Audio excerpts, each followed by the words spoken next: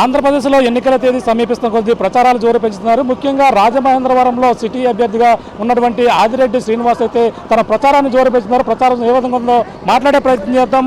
Sir చెప్పండి, మీ రాజమండ్రి సిటీలో మీరు ప్రచారం ఏ విధంగా కొనసాగుతుంది? ప్రజల నుంచి స్పందన ఏ విధంగా ఉంది? ఇప్పుడు వరకు ఇంటింటికి తిరగడం జరిగింది. సుమారు 3 సార్లు ప్రతి ఇంటికి వెళ్ళడం జరిగింది.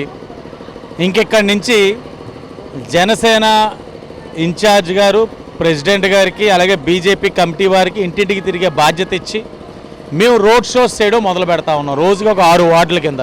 ఎందుకంటే పట్టుగా వారం రోజులు ఉన్నాయి కాబట్టి.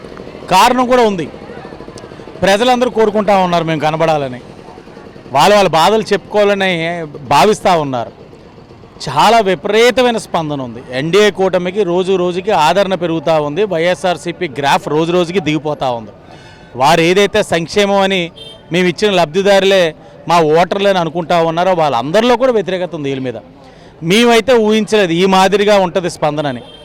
ప్రజలు విసుగు చెందారు వీళ్ళ నిర్ణయాల పట్ల, వీళ్ళ ఆలోచనల పట్ల, వీళ్ళ దౌర్జన్యాల పట్ల.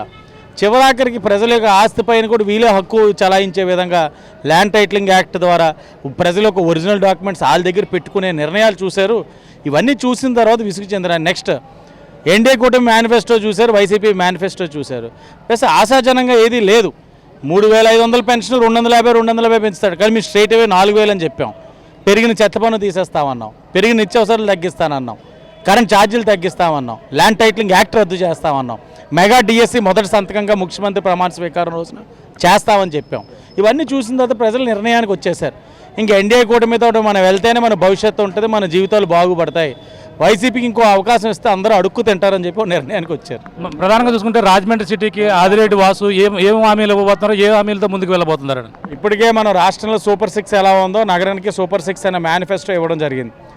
యువతకి స్పోర్ట్స్ కాంప్లెక్స్ కింద ఉపాధి కల్పించే విధంగా, ఉద్యోగ అవకాశాలు కల్పించే విధంగా, ఆరోగ్యకరమైన రాజమహేంద్రవరం కోసం టూరిజం ద్వారా ఉపాధి కల్పించే విధంగా, ఎన్నో రంగాలకు ఏదైతే ప్రభావితం చేసే టూరిజం అని పెంచే విధంగా, ముఖ్యంగా మహిళా శక్తి ప్రశాంతంగా నగరంలో జీవించే విధంగా అన్ని చర్యలు తీసుకునే విధంగా ఒక సూపర్ 6 మేనిఫెస్టో అన్నది ప్రజలకు ఇవ్వడం జరిగింది.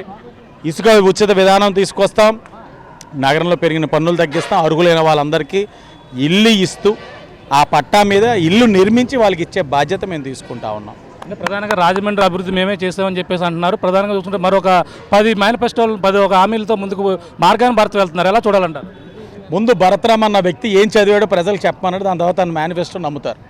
అమెరికాలో చదివావా, ఆంధ్ర యూనివర్సిటీలో చదివా, ముందు ఇది చెప్పు భరత్రామ్, దాని తర్వాత నీ మాట నమ్ముతారు. ఇంకా జనాలు ఫిక్స్ అయ్యారు, భరత్రామ్ నిన్ను నమ్మము.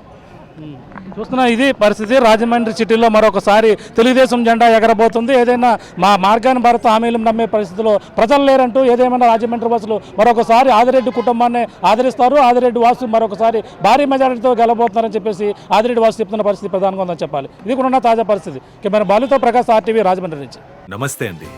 ఇది వ్యాపారం గురించి కాదు, ఓటు గురించి. ఎన్నికల్లో ఓటు వేయడం మన హక్కు మాత్రమే కాదు, కర్తవ్యం. ఎంతో మంది మహా నేతలు శ్రమించి ప్రాణత్యాగం చేసి ఈ అవకాశాన్ని మనకిప్పించారు. అందరూ ఓటు వేద్దాం, ఎందుకంటే ఓటు హక్కు ఊరికే రాదు. నా ఓటు ఎవరికో తెలుసా?